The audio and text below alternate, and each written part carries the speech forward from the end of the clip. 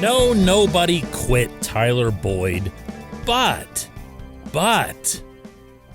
I did see some long faces, and one in particular is at least a little bit of a concern. Good morning to you. Good Tuesday morning. I'm Dejan Kovacevic of DK Pittsburgh Sports, and this is Daily Shot of Steelers. It comes your way bright and early every weekday if you're into hockey and or baseball. I also offer up daily shots of Penguins and Pirates where you found this.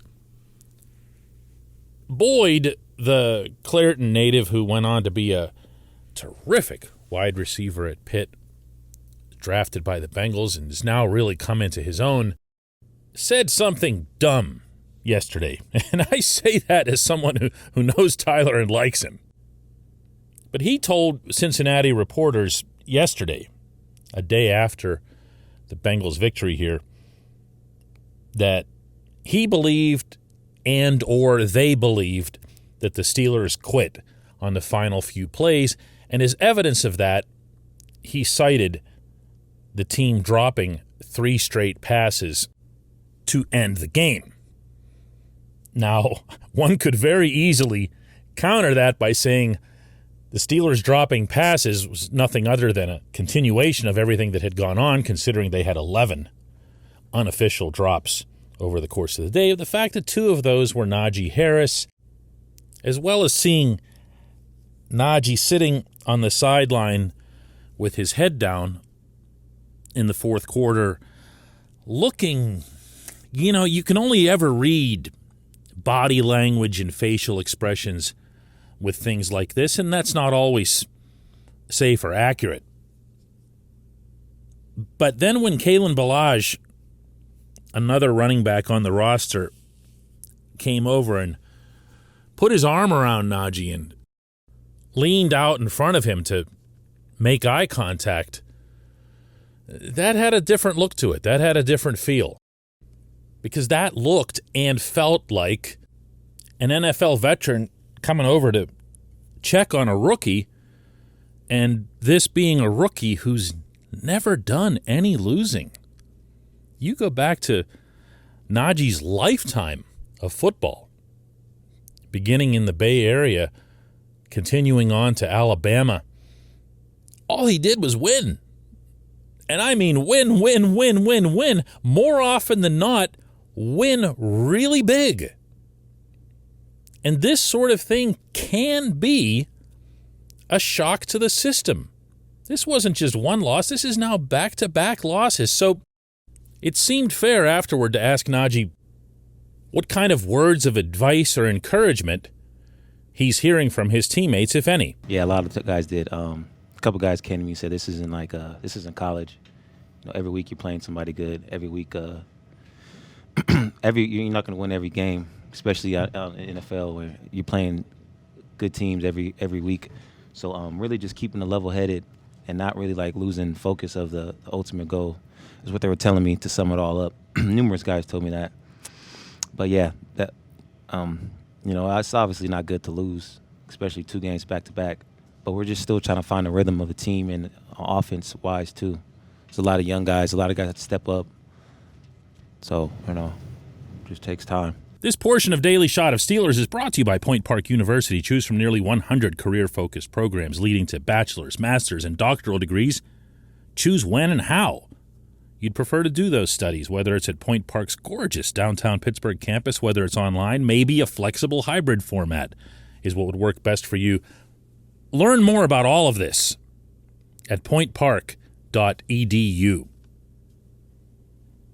I don't want to make Naji sound like, he's some kind of head case or basket case, or that he needs to be nursed through this process, or that he's not a very tough guy. Although anytime a subject like this comes up, and anytime there's a visual like the one from the fourth quarter Sunday, and when it's accompanied by words after the game acknowledging that this is a real thing, there's going to be the usual cast of, he's soft, stop babying him, Chuck Noll this, Bill Cowher that.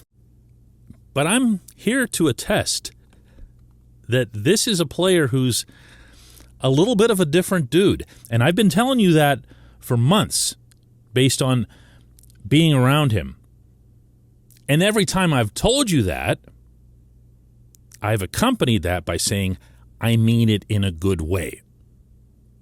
He's got a real innocence about him. You can see his background from the Bay Area coming out. And by that, I mean he was raised in a tough environment, but he was always protected. He was carried through his school years by family, by friends, by teachers and coaches and teammates. They knew he was special, and they felt it was their obligation to make sure that he got out of there, and that he got out of there in good shape.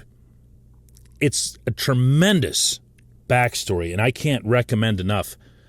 If you haven't already read it, Tom Reed from DK Pittsburgh Sports actually flew out to California shortly after Najee was drafted to document all of this, interviewed a ton of people, including Najee himself. And it's amazing stuff. You can find it at a link that I'll attach to this podcast wherever it is that you happen to be hearing it. And now he's a grown-up, though. Now he's here. Now he's in Pittsburgh. He's in the NFL. And for the first time, he's not only losing, but he's not gaining, meaning on the ground. 123 yards is all he has to show for rushing over the first 3 games and 40 carries. That's a 3.1 average. He's popped a couple, and when I say that, I'm referring to, a 15-yarder. He had a 20-yarder Sunday on a nice burst up the middle. But all the things that he'd been used to, whether it's the winning or the ability to just find the open space and make things happen, has been limited almost entirely to his receiving ability. And even there, he's been doing a lot of drops. Ben Roethlisberger pointed out unapologetically on Sunday that he doesn't know how much time Najee spent either in high school or in Alabama catching footballs behind the line of scrimmage, which the Steelers ask him to do more often than not. You can see that it's a problem. You can see that he's not facing the right direction when the ball is coming. This is something that still has to be learned. But when he does get the ball in space, well, you've seen that too. You've seen the special. You've seen why everybody was so rightly wound up about him. That nurturing that I described from his upbringing, that has to continue here. And I've seen signs that it is. I've shared with you a few times about the way Mike Tomlin is with Najee. I shared with you the story about how up in Orchard Park, when the Steelers were coming off the field after beating the Bills, it was Tomlin and Najee walking together toward the locker room. But I've also told you about how at practices and all through training camp, Najee would just kind of be by himself. The rest of the running backs would go over here, and he'd sit on a helmet by himself somewhere. And over the past week, I can share this with you for the first time. Not that it's some big thing, but just for the purposes of what we're discussing, that Derek Watt was around Najee an awful lot. An awful lot. They had become pretty much inseparable at practices. Again, I don't know what, if anything, that means. I don't know what, if anything, any of this means. But this is a really, really, really important player to the franchise's future, setting aside everything else, including, by the way, the garbage offensive line that isn't getting anything done in front of him. That's the real culprit here. This player, this special player, has to be given every opportunity to become special, not just to be a guy, but to be special. When we come back, just one question.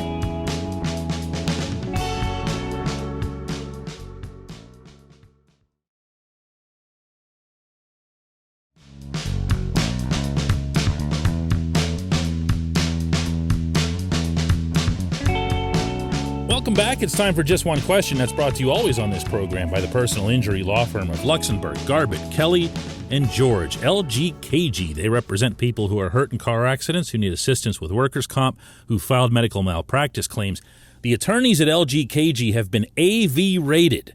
That is the highest rating a law firm can receive for legal ability and ethics in the Commonwealth of Pennsylvania. Learn more about them at lgkg.com or by calling 888-842-5454.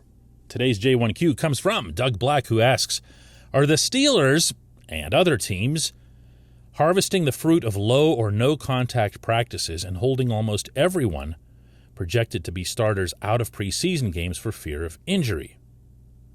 Did this dearth of playing time against other teams lead the Steelers' brain trust to maybe misjudge the talent in front of them? Doug, I am so very much with you, even as I am and always have been with the players when it comes to their safety.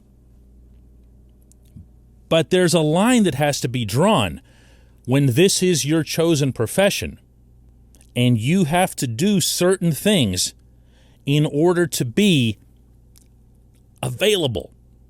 And remember, the way football coaches like to say it, the best ability is availability. Because if you're not playing, hey, look, man, you and I, Doug, we just contributed as much to the Steelers' cause on Sunday as T.J. Watt did.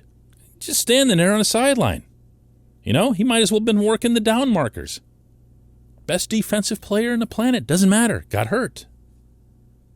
So from the player's standpoint, I do think there has to be a little bit more of a give and take in understanding that these physical preparations can, in fact, help them. What you really asked was a two-pronged question, and so that'll be my answer to the first part of it. The other part was about evaluation, and this one actually really rubs me the wrong way. Not your question, but the subject in this particular year.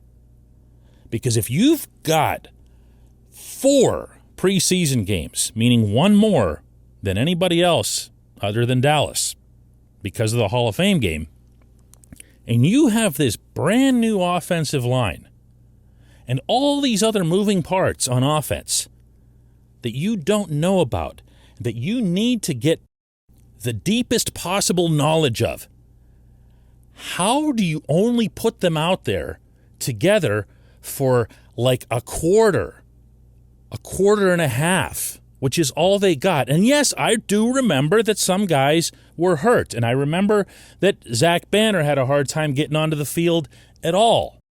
But I also remember, and you might too if you were listening to this program, that I really didn't like that some of these guys were being treated like veterans. Who was Kendrick Green, for example, to be out there for a quarter and then come off? Just because he's wearing 53 doesn't mean he needed to be treated like 53. And I said that at the time, and it was not a popular opinion. I can tell you from the feedback that I got. Not a lot of people like that because they were like, what's the problem here? He's the future. He's the guy. He has to be the guy. No, he doesn't. No, he doesn't. Not if he's not that great of a football player. Got news for you. Through 3 weeks, he hasn't been that great of a football player. And I could say the same thing about Kevin Dotson. I could say the same thing about Dan Moore. You know who else I could say it about? Chuks Okorafor. I stressed passionately at the time that this offensive line needed to be treated like a wide-open competition. The coach claimed at times that it was. He said that to me when I asked him about it more than once. But it wasn't. They knew who they wanted all along, and they treated them as such. So they barely got on the field, so we didn't find out anything about them until now. Not in anger, not in any meaningful context. And look at them. They stink. They stink collectively. They stink individually, without exception. Well, maybe Trey Turner has at least been okay, but he hasn't been the Trey Turner that we'd seen previously in the NFL. The rest of them stink. This is not something anybody should have had to find out in late September. So yes, I am totally with you, especially on the second portion of your question. I appreciate it. I appreciate everybody listening to Daily Shot of Steelers. Let's do it again tomorrow.